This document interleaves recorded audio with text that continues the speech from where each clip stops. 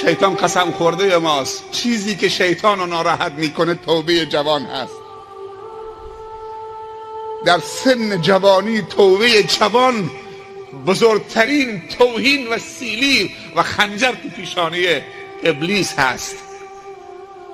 اگر جوان توبه بکنه دنیا خوش میشه، نعمتهای دنیا و برکتهای نعمتها سرازیر میشه.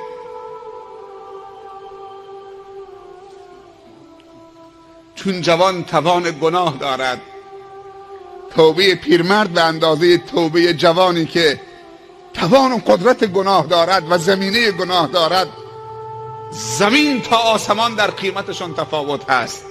گرچه خداوند همه توبه ها تا قبل از اینکه زمان توبه مسدود نشده باشه، وقت خاص نرسیده باشه، توبه پذیر است و ما قبل توبه را می آمرزد. التائب من الذنب کمن لا ذنب له. چرا همش صحبت توبه میکنیم؟ در نماز جمعه گیادون صحبت از توبه کردیم. بعد از زلزله 6 ماه پیش جزیره قشم و زلزله پی در پی و متواصل این جزیره، احساس نیاز شدید به توبه می شود. مثل که نیاز حالی ما فقط توبه نصوح است که همه دست جمعی توبه بکنیم تا نظر خدا را نسبت به خودمون مثبت بکنیم. ولو ان اهل القرى آمنوا واتقوا لفتحنا علیهم برکات من السماء والارض. اگر اهل روستایی و قریه یا جزیره‌ای یا قومی یا ملتی دو صفت داشته باشند، ایمان به خدا، ایمان صادق داشته باشند و تقوای خدا و ترس خدا تو همه زمینه‌های زندگیشون جریان داشته باشه، ما میگیم تقوا فقط در مسجد از خدا بترس. در مسجد آدم خوبی میشیم، روز جمعه در نماز عید آدم خوبی میشیم، در نماز 5 وقت آدم خوبی میشیم. از پله مسجد که بیرون آمدیم تمام شد دیگه، رفت. تو تجارت خانه که رفتیم، به گفته یکی از دوستان میگه اگه تو بازار امروز دروغ نگی نمیتونید جنست به فروش ببرید. مال حلال میگه جمع نمیشه، باید قسم بخورید، خدا وکیلی بگید، خدا را از بایی بیارید پایین تا بتونید 1 متر پارچه بفروشید، تا بتونید کلاه سر مردم بذارید و پول رو جمع بکنید. اون پولا مسمومه، خون رو آلوده میکنه، نطفه رو آلوده میکنه، جنین رو آلوده میکنه، نسل بعدی رو آلوده میکنه. اونایی که سر سفره پدرشون با اون پول مینشینن و تغذیه میشن، همه آلوده میشن. کاری نکنید که در توبه رو مسدود کنید. توبه زیبندی یک جوان مسلمانه، توبه زینت یک جوان مسلمانه. جوان مسلمان لوتی نیست.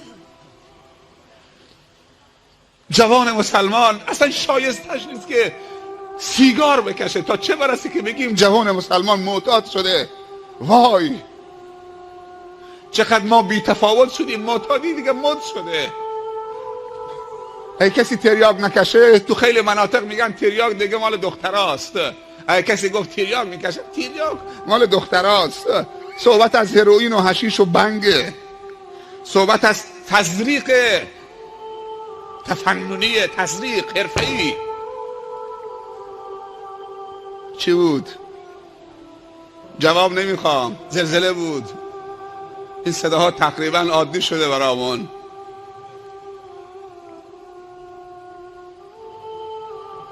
این صداها ما رو نمیترسونه، این که زمین به لرزه ما میترسیم.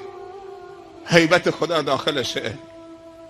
زلزله یکی از سهمناکترین بلاهاست و عذابهای خداونده و بعضی موقع زلزله وقتی شدت پیدا میکنه زمین دیگه طاقت تماسک نداره و باز میشه زمین.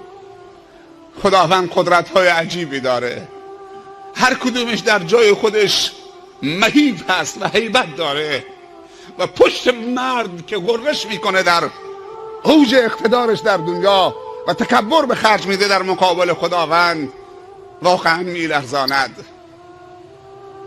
هیبت خدا نمیشه با شوخی کرد، معصیت خدا نمیشه با شوخی کرد.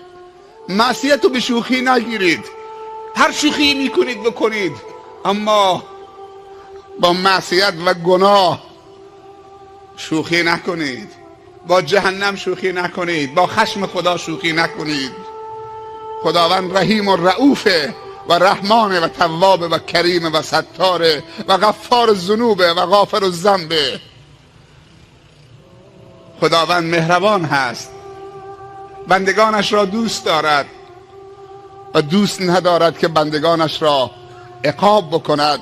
این بندگان هستند که خودشان را عقاب میکنند و خشم خدا را به جای رحم خدا برای خود و خانواده خودشون احراز میکنند.